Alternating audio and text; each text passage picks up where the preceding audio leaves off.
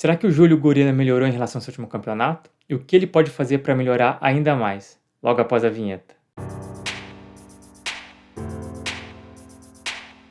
Olá, meu nome é Bruno Barbieri, eu sou nutritional terapista aqui na Irlanda. Se você precisa de ajuda no seu planejamento alimentar, você pode me procurar no Instagram por NutriBruno. Bom, nesse último final de semana, o Gorilla competiu no Portugal, na categoria Classic Physique. Em comparação ao seu último campeonato, que foi no Muscle Contest Campinas, a gente consegue perceber que ele melhorou um pouco, né? Ele conseguiu colocar mais massa muscular e o principal, ele conseguiu aumentar sua estatura. Ele está batendo agora 1,83 m, ou seja, ele pode chegar até 103 quilos, 104 quilos, sendo que antes ele podia bater até 101, ou seja, ele consegue colocar 3 quilos a mais de peso ali no próximo campeonato. Eu acho que isso vai ser bem importante porque a gente vê, estou colocando uma foto aí na tela para vocês verem, falta um pouco de músculo para preencher todo o shape dele, né? Então ele precisa ganhar mais massa muscular para ele ficar mais competitivo. Mas ele tem colocado um pouco de melhoras aí em relação aos últimos campeonatos. Mas o que eu gostaria de conversar um pouco aqui seria as estratégias que ele costuma utilizar, né? Ou melhor, como ele poderia melhorar suas estratégias. Parece que antigamente ele fazia jejum intermitente, fazia poucas refeições ao longo do dia. Eu tentei procurar algum vídeo recente sobre a estratégia dele, mas eu encontrei um de 6 meses atrás, em que ele falava que ele ia falar sobre as refeições dele, né, que ele está fazendo 4 refeições agora, só que ele acabou falando de uma, aí eles mudaram de assunto no vídeo e a gente não consegue saber como está sendo a alimentação dele do cotidiano.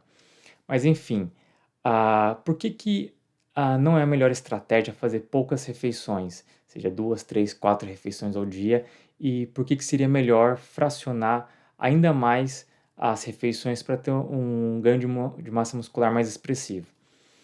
Eu estou colocando aqui para vocês verem um estudo do Stuart Philip com a Louise Burke. Esse estudo aqui é o seguinte, é para a gente ver o quanto de fracionamento de proteína a gente precisa ao longo do dia. Então, nesse estudo, eles pegaram indivíduos que praticaram um exercício físico e, ao longo de 12 horas após a atividade física, eles deram 80 gramas de proteína. Só que eles dividiram em 3 grupos e cada grupo foi fracionado de forma diferente. Então, o primeiro grupo aqui consumiram 80 gramas de proteína em 2 refeições de 40, ou seja, eles se alimentavam a cada 6 horas.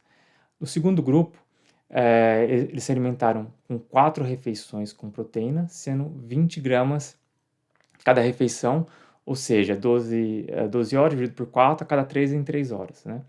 E o outro grupo foram 8 refeições de 10 gramas, eles se alimentaram de 1 hora e meia, a cada 1 hora e meia, né? E qual grupo teve maior síntese proteica? Bom, como era de se esperar, foi o grupo que fez refeições de 3 em 3 horas. Aqui então tá alguns horários, entre 1 e 4 horas, entre 4 e 6, entre 6 e 12. E aqui está entre 1 e 12, que seria o geral, né? Quanto foi essa síntese proteica nessas 12 horas. Então dá para perceber que o grupo que fez 4 refeições de 20 gramas foi o que tiveram maior síntese proteica, seguido de quem fracionou em 8 refeições. O que menos teve ganho de síntese proteica foi o que foi o fracionamento menor, né? Apenas de 2 refeições. E por que isso acontece?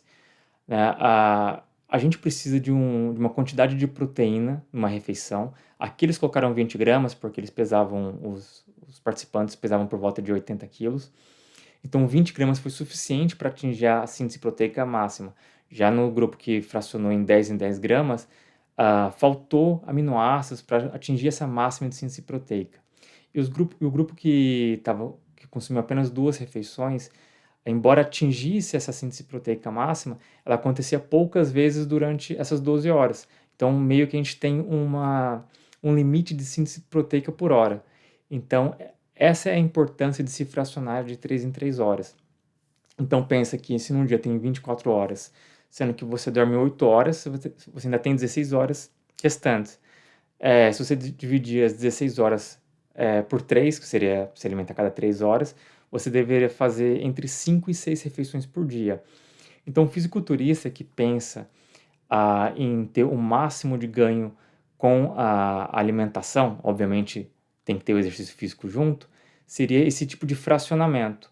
Então, se o atleta faz jejum intermitente, faz poucas refeições, 2, 3, 4 refeições ao longo do dia, ele vai ter a melhora do físico dele? Vai. Só que se ele fizer mais refeições, por volta de 5, 6, 7 refeições, ele vai ter ainda mais ganho, entendeu? Então, essa é uma forma de melhorar o seu ganho. E só deixando uma coisa clara, isso daqui, esse estudo, né?